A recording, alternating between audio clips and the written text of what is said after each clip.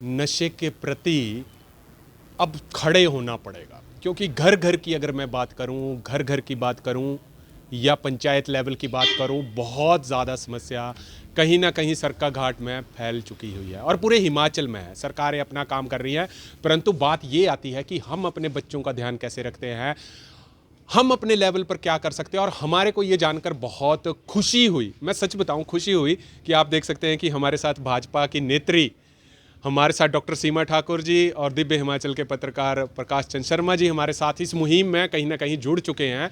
और मैं आप सभी से आशा करूंगा कि एक दूसरे को लात ना खींचते हुए इस मुहिम में जुड़ना पड़ेगा। आपका बच्चा अगर गलत नहीं है तब भी उसके ऊपर ध्यान देना पड़ेगा, अगर गलत है तब भी ध्यान देना पड़ेगा। जरूर हम छोटी सी शुरुआत यहाँ पर करेंगे। सबसे पहले मैं सीधे डॉक्टर सीमा ठाकुर जी से पास चलूँगा, थोड़ी सी डिबेट जरूर करेंगे।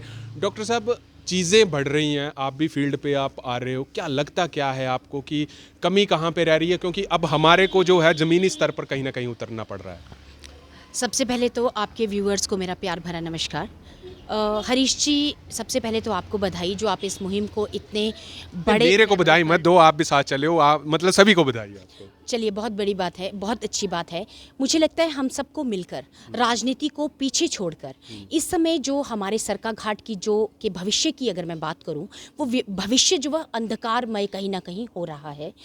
सरका घाट का जो युवा पीढ़ी है वो बहुत ही ज़्यादा इस नशे के गर्त में घुसता जा रहा है और उसे बचाने के लिए, सरका घाट के भविष्य को बचाने के लिए मुझे लगता है सरका घाट भविष्य बचाओ हमें एक मुहिम जो है यहाँ पर चलानी पड़ेगी। और उसमें मैं प्रत्येक व्यक्ति से आह्वान करती हूँ सरका घाट के कि आएँ, हम सब मिलकर इस मुहिम को आगे बढ़ाएं और अपना जो भविष्य है उन बच्चों को अंधकार में ढकेलने से हम पीछे करें और जो वो उस अंधकार में जा रहे हैं उससे रोकें और उनके भविष्य को एक उज्ज्वलता की ओर हम लेकर जाएं। जी। हमारे साथ प्रकाश चंद जी भी हैं। शर्मा जी, आप खुद इस इलाके से संबंध रखते हैं, हम भी इस इलाके से संबंध रखते हैं। जी। रोज़ आप खबरें सुनते हैं कि आज फलाना पकड़ गया, फलाना पकड़ गया। क्या लगता क्या है, ज़मीनी स्तर पर कमी कहाँ पे दिखती है आपको? वर्मा जी, मैं आपके चैनल का धन्यवाद करता हूं और आपका स्वागत करता हूं। आपने इस मुहिम को जो है कई दिनों से बढ़ चढ़ करके चलाया हुआ है। हम आपके साथ हैं, हमारा पूरा सहयोग है। परंतु मेरी एक निवेदन है सभी गांववासियों से, लोगों से, निवासियों से कि अपने सबसे पहले तो अपने अपने घर में अपने अपने बच्चों के ऊपर देख रेख रखें कि मेरा बच्चा कहाँ जाता है, क्या करता है, क्या नहीं करता है। उसके बाद परिवार के बाद जो है अपने गांव का ध्यान रखें। जितने भी सीनियर सिटीजन हैं, नौजवान साथी हैं, बुद्धिजीवी हैं, वो गांव का ध्यान रखें। गांव के बाद जो है पंचायत का ध्यान रखें। तो मेरी एक निवेदन और रहेगी सभी भाई बहनों से कि गांव में जो भी कश्मीरी लोग माल बेचने के लिए, साल बेचने के लिए घर घर चले हुए हैं, घर घर घूमे हुए हैं, सबसे पहले तो उनको जो है वंचित किया जाए। अगर वो आते हैं गांव में तो उनकी पूरी छानबीन करें। अगर कोई शक शुबा पड़ जाता है तो प्रशासन को, गांव को, पंचायत को इनवाइट करें, बताएं कि फलाना आदमी गांव में आ रहा है, इसकी चेकिंग होनी चाहिए। इसके साथ ही एक दूसरा इसका एक और भी पहलू है, जो हमारे गांव में क्वाड इत्यादि वगैरह खरीदते हैं, जो क्वाडी लोग होते हैं वो भी गांव-गांव में चले हुए हैं, दिन को क्वाड लेते हैं और साथ में रात को चोरी के लिए भी अंजाम दे रहे हैं। तो मेरे गांव चिन्याणी में पिछले 2 दिन पहले कम से कम 3 क्विंटल जो है तारें और खंभे उखाड़ करके ले गए। उसी अभियान में से चिट्टे बेचने वाले भी उन्हीं के साथ होते हैं। तो मेरा प्रशासन से भी यही रहेगा अनुरोध, पुलिस विभाग से भी अनुरोध रहेगा कि ऐसे लोगों के ऊपर हर वक्त जो है ध्यान रखें और नज़र रखनी चाहिए। मैं आपका वर्मा जी बहुत आभारी हूं, क्योंकि आपने एजिटेशन चलाया हुआ है और हमारे बच्चों की ज़िंदगी के लिए आप दिन रात जो है एक होकर के चले हुए हैं। हमारा भी आपको सहयोग है और हम भी कंधे के साथ कंधा मिला करके आपके साथ चलते हैं। इन्हीं शब्दों के साथ जय हिंद, जय भारत। डॉक्टर साहब, एक चीज़ मैं आपसे पूछूंगा, बहुत सारी चीज़ें हैं परंतु समाज में कुछ ऐसे लोग हैं, अब मान लीजिए कि अगर किसी को बोलते हैं कि आपका बच्चा इस चीज़ में संपलिप्त है, वो उसको सुधारने की बजाय मतलब दूसरों को दोष देते हैं कि शायद आप ही में कमी है और आप झूठ बोल रहे हैं कि मेरा बच्चा इस चीज़ में संपलिप्त है। क्या कहेंगे आप? बिल्कुल, देखिए, ये चीज़ जो आपने कही ये बिल्कुल सही है। गांव में इस तरह का माहौल है, इसीलिए शायद जो है कोई भी व्यक्ति अगर गांव का ही व्यक्ति किसी के बच्चे को इस हालत में देख भी लेता है तो वो डरता है उनके माँ बाप के पास बताने से कि आपके बच्चे को हमने इस तरह से ऐसे ग्रुप के साथ देखा, या ये करते हुए देखा, नशा करते हुए देखा, या सिगरेट पीते हुए देखा, तो वो डरता है। तो मुझे लगता है इसमें हमें माँ बाप को एजुकेट करना पड़ेगा, हमें माताओं बहनों को एजुकेट करना पड़ेगा, उन्हें बताना पड़ेगा कि जो ये नशा है, एक तो ये सबसे बुरी चीज़ है आज हमारे समाज में, दूसरा इसको हम कैसे रोक सकते हैं। और अगर आपको पता लगता है कि हमारा बच्चा इस तरह का कोई नशा कर रहा है, कोई आपको बता रहा है, तो उनके साथ आप दुर्व्यवहार ना करें, बल्कि उनका एहसान मानिए कि आपके जो बच्चे को इस अंधकार में धकेलने से उन्होंने कहीं ना कहीं बचाने की कोशिश की है।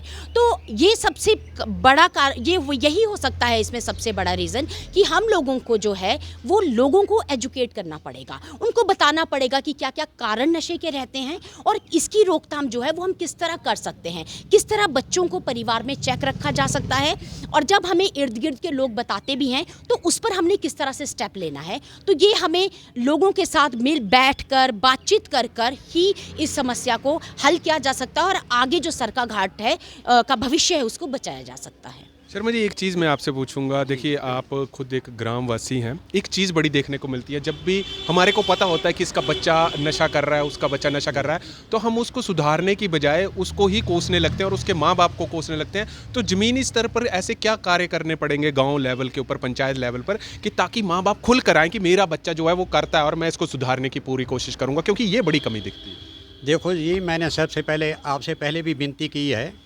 कि जो भी बच्चा ऐसा कारोबार में फंस चुका है, उस बच्चे को सबसे पहले तो ऐसा उसको थ्रेट मत देना, उसको थ्रेटिंग नहीं करनी है, उसको प्यार से लेना है, प्यार से उससे पूछना है कि आपको ये माल कहाँ से आ रहा है, कहाँ सप्लाई हो रहा है, किसको आगे आप बेचते हैं।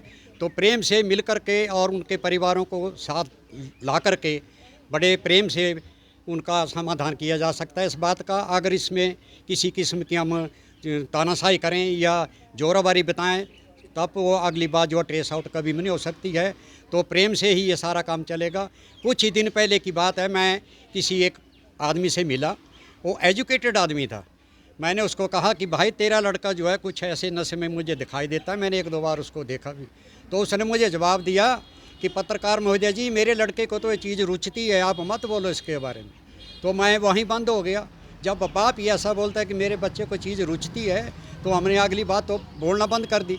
तो मेरी दोबारा निवेदन यही है सभी से कि अगर किसी का बच्चा कोई गलत काम करता है तो उसको बड़े प्रेम से और उसके परिवार को बताएं कि आपका बच्चा जो है गलत लाइन में जा रहा है, नशे में डूबा है।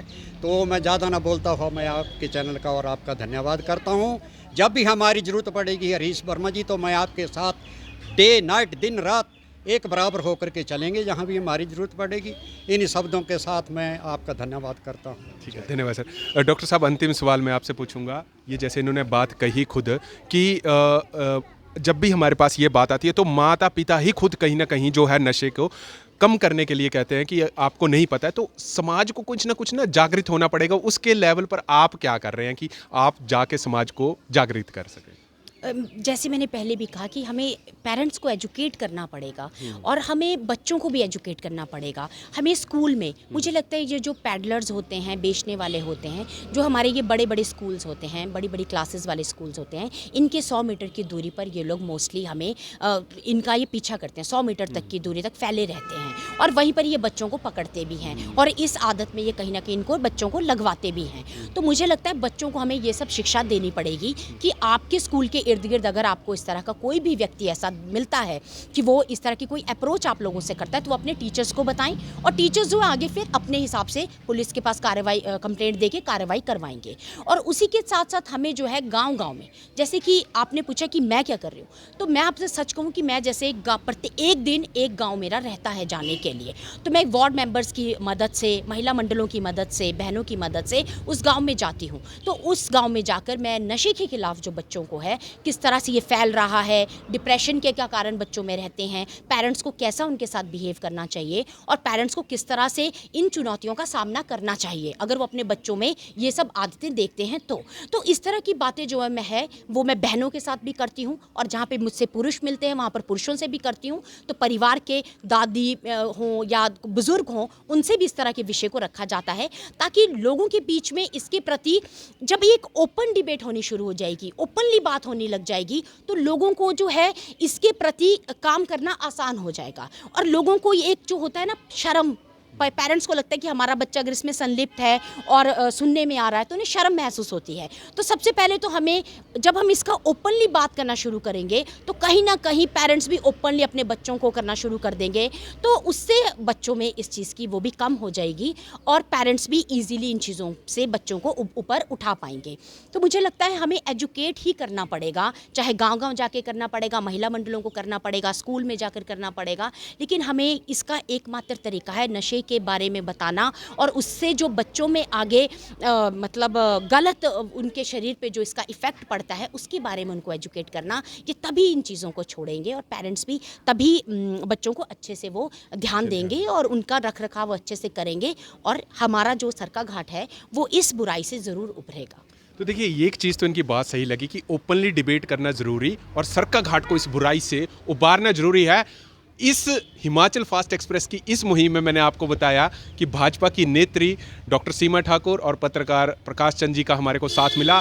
ये मुहिम पूरे सरका घाट में फैलाई जाएगी और देखना पड़ेगा, ज़रूरी होगा कि कैसे कैसे लोग जो हमारे साथ जुड़ते हैं ताकि हमारा सरका घाट, हमारी पंचायत नशे से दूर रह सके। तब तक आप जुड़े रहिए हरीश वर्मा के साथ हिमाचल फास्ट एक्सप्रेस।